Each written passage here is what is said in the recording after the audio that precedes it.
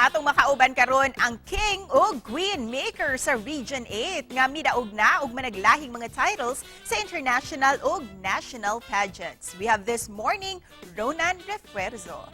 Maupay nga aga Ronan ug welcome sa GMA Regional TV Live. Pakigreet sa ato ang mga kapuso nga nagtan-aw kanato karon.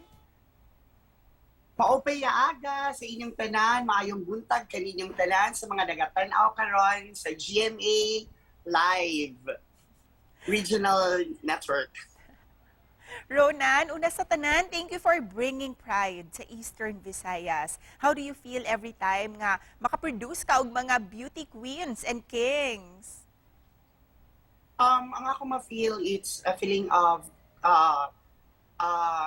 success and then contentment. Kay all I want is to bring out the best in every candidate nga ako i-train or isa lang sa pageantry. Kining imuhang passion for pageantry, kano sa ni nagsugod, Ronan? Ug kinsa pod ang naka-impluwensya kanimo?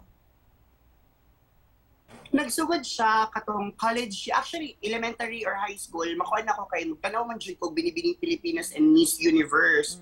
And then pag school na ako sa Cebu Doctors College pa atong time kay university naman karon. Na-meet na ako ang different mga LGBT members sa Cebu. From there, na-influensya ko kapila-pila og mga beauty pageant sa Cebu, Miss Gay.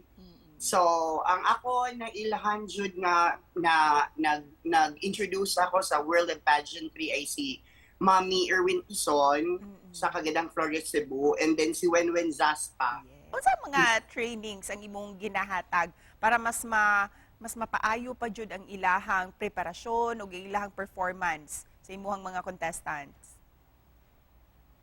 Mag-train ni sa pasarela, mag-train ni sa question and answer, and then mag-train ni sa proper kanang grooming nila. And recently, Ronan, you have produced another king, si Tyrone Capon, ang Mr. Global World International 2022. What was your reaction when he won that title? Actually, abrupt kasi siya. Kasi the candidate na ipadala sa Indonesia, nag-back out siya. So, Tyrone was part of the Hari ng Pilipinas winner. So, nag-message sa ako ang owner sa Hari ng Pilipinas if na ako'y model na pwede ipadala sa Indonesia. But in exchange of that, kanang sila ang shoulder ang candidate ang shoulder sa kanyang entry fee and then sa airfare.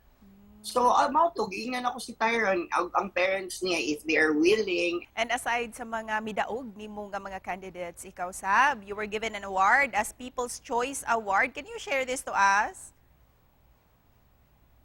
The award was given to me was National Director of Global World Pageant International.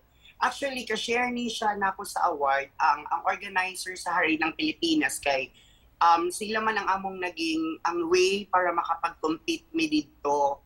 So mo ang reason na when I was called to go up to the stage, hindi pangalan ko ang pinatawag because they were expecting na nakasulat dun sa cue card ng host ay ako. So nung tinatawag like to call in the director from the Philippines, Wilson, ganon. So, hindi ako tumatayo kasi hindi naman ako si Wilson. Hindi niya sinabi, hindi, yung handler ni Mr. Philippines. And aside from that, sunod-sunod na. Because in Binibining Pilipinas, si Gabrielle Basian, she won as Miss Intercontinental. Grabe, what are her preparations now? Kay Gab naman, I'm homegrown sorry. talent siya na. Oo, homegrown talent natin si Gab dito sa Tatacloban. Pero sa training niya sa Manila, under siya kay RL Angel. So, lahat ng mga ni Gab sa Manila is with RL. Yung sa akin, coordination lang.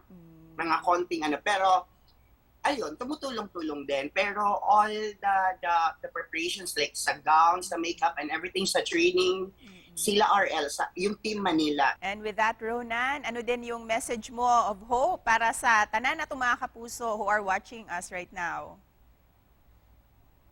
Ang message of hope is lagi lang tayong manalangin sa Diyos because everything is possible. And thank you also, Ronan, ha, for sharing your success story. Daghang salamat, Ronan. and Niya nga ako, congrats. parang emotional ako. Of course. All your hard work really paid off, Ronan. Congrats once again. At lalong-lalo na sa mga nagtataas ng kilay, sa mga bashers natin. Kasi kahit nga sa mga candidates ko, even yung kay Gabi na bash nila, yung sa Mama Mary na costume. Pero okay lang yon.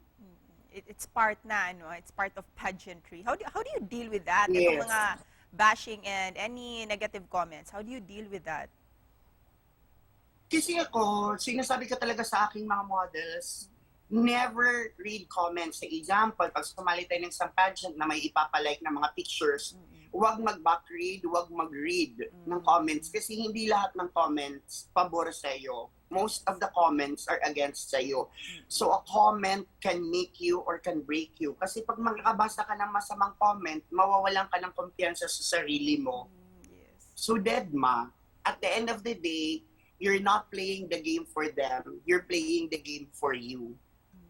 So true. Oo. Yan yung dapat yung right attitude. Ano.